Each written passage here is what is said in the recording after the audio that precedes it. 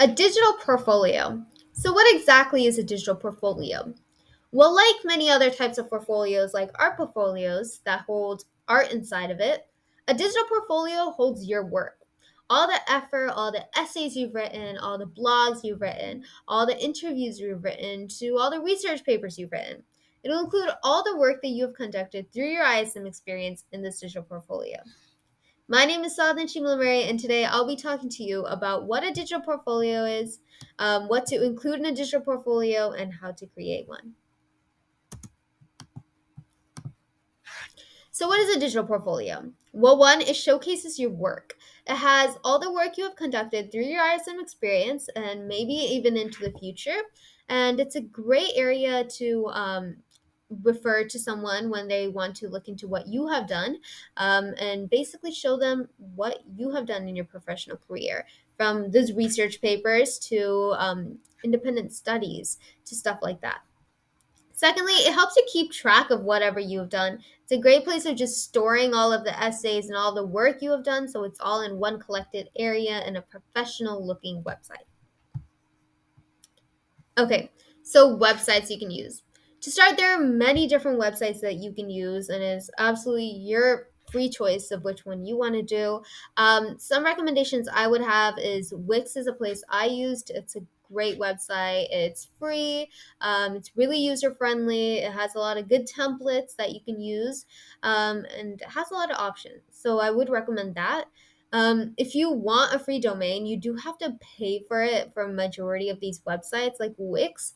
I know Ucraft, you don't have to pay for a domain, so if that's important to you, you might want to look into websites such as that. Okay, so must includes. Must includes include the homepage, the About Me page, About ISM, research, blog, mentorships, and projects. I'll actually be looking into my website and to give you a little bit of insight of what it needs to look like. So to start, the front page needs to, one, first of all, be appealing. The whole website needs to be appealing and easy to view. Secondly, somewhere along the way, your name has to be there in the front. Your topic has to be very visible, and just have a background or some sort of photo that mimics your topic. So I did blockchain, so I included small blocks connecting each other. And then you can kind of just customize however you want to.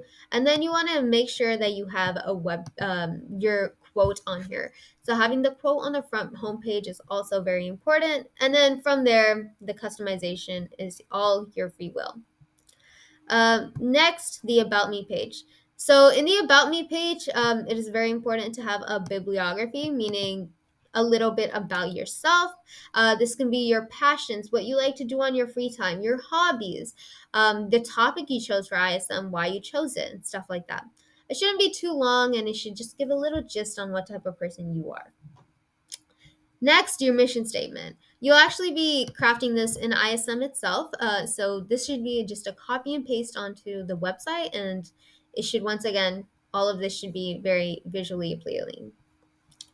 Next, the About ISM. The About ISM should give a little detailed blurb about what ISM is, what they do. It's also recommended that you link the ISM website on there, so for anyone that's looking for the website, they have it right there.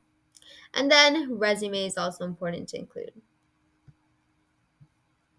Next, it's important to include your blogs. You'll be also completing these every so often. So it's just a quick copy and paste onto your website and basically include your blogs on there. Next, you have more, and the more you include many different things like your research, your interviews, evidence of learning, mentorship, and your final project. For the research, I included my research papers. This is once again just an easy copy and paste, and a little bit of formatting just to make it look visually appealing. Then you go on to interviews. This should be like, once again, this is an assignment, so it should be a copy and paste and maybe a little bit of editing, if necessary. But it should be an appealing area for you to convey your thanks or your opinion on a certain professional that you have spoke to. Be sure to be kind about it. You don't want to say something that you don't want them to read. Okay.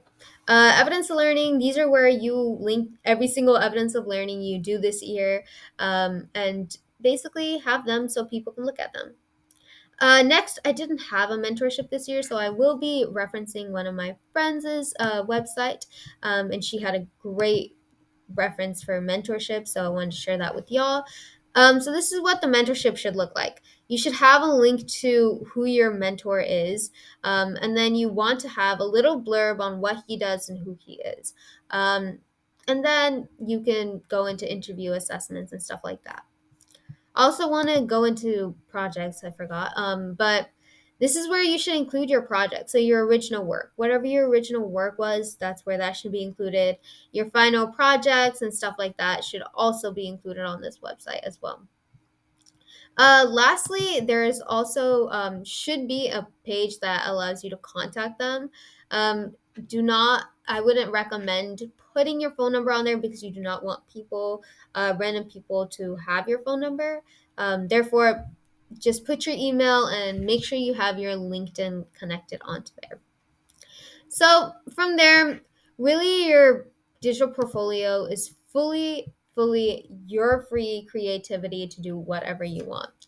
As long as it's professional and it looks great, go for it. And so therefore, I hope you have a great journey with your digital portfolio.